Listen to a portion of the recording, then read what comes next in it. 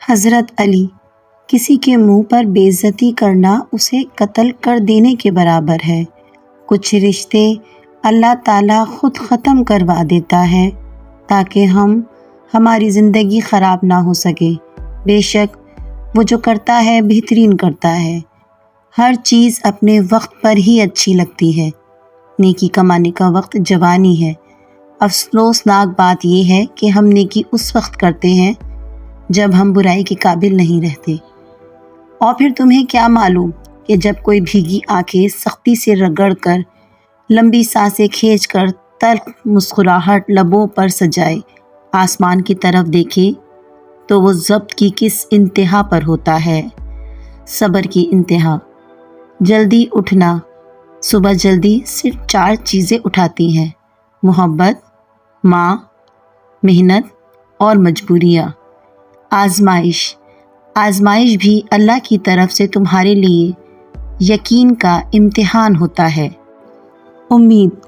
اللہ آزماتا ہے اپنے پسندیدہ بندے کو اس چیز سے جو اسے بہت پیاری ہوتی ہے، تاکہ اس چیز کی طلب انسان کو اپنے رب سے ملوا دے اور وہ اسی سے امید رکھے۔ تہجد بہت خوبصورت عبادت ہے، جہاں کچھ ملے نہ ملے لیکن رب ضرور مل جاتا ہے۔ ایک سکون ہے، جب عادت ہو جائے تو بنا پڑھے سکون نہیں ملتا۔ اللہ آپ کا انتظار کر رہا ہے۔ یقین جانیے، یہ درد کا ڈھیر، ان گنت آرزو، یہ تمہارے غم اور تمہاری ہر دعا کا جواب رات کے 1/3 حصے میں ملے گا۔ اللہ کے آگے رونا۔ درد کتنا بھی ہو، اللہ کے آگے رونے سے سکون میں بدل جاتا ہے۔ چین۔ اللہ کو پاؤ گے تو چین پاؤ گے، ورنہ تڑپتے رہ جاؤ گے۔ احسان۔ گناہ کے دوران موت نہ آنا اور گناہ کے بعد توبہ کی مہلت ملنا اللہ پاک کا بہت بڑا احسان ہے۔ اللہ۔ پتہ ہے محبت کیا ہے؟ وہ سارا دن تمہارے گناہ دیکھتا رہتا ہے اور صبح اپنے ہی فرشتوں کے ہاتھوں تمہارا رزق بھیجتا ہے۔ بے شک وہی اللہ ہے۔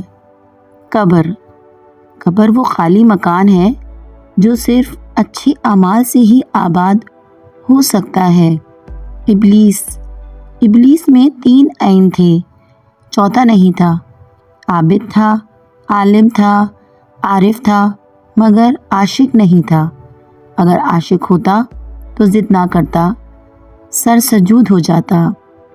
اللہ سے دعا کرو کہ وہ ہمارے دل کو اپنے قریب لائے اور اسے خوبصورت بنائے۔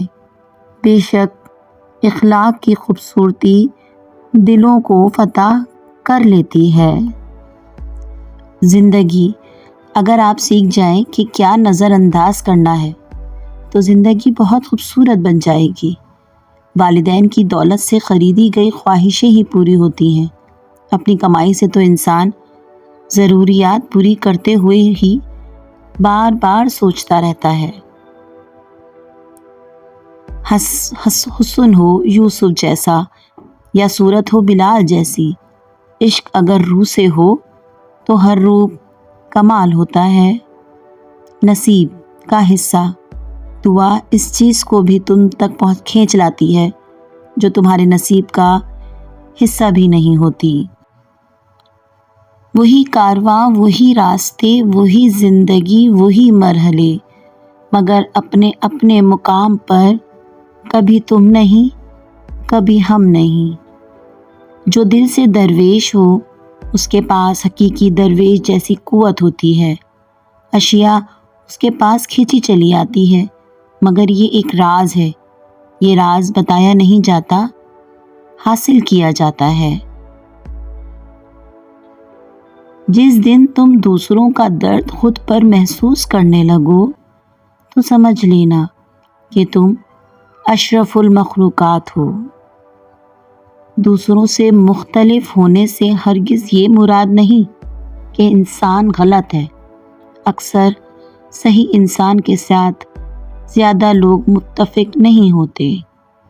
دولت اور حسن کی لالچ میں اپنی سیرت مت خراب کریں، کیونکہ دولت دنیا میں اور حسن مٹی میں دفن ہو جائے گا۔